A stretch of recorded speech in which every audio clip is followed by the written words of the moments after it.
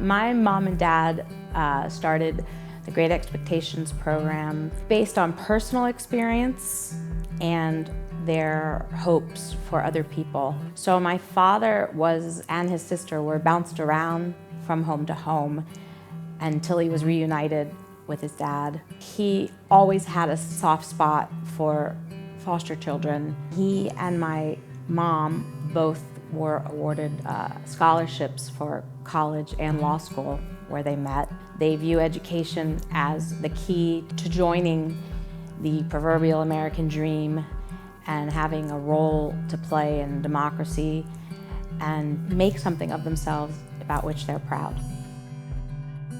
So some 40% of these kids end up homeless within 18 months of aging out. Regarding the chances for education, under half of foster youth graduate from high school by 19. College is even more of a moonshot. This program offers the first supportive relationship in their entire lives, and we hope that it gives them hope.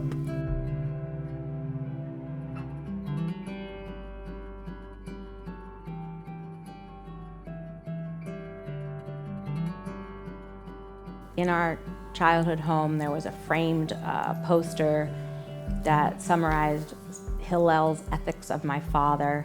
If I am not for myself, who will be for me? I am only for myself. Who am I? If not now, when?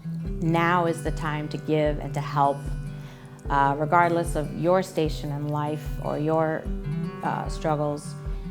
It's always the time to give and help.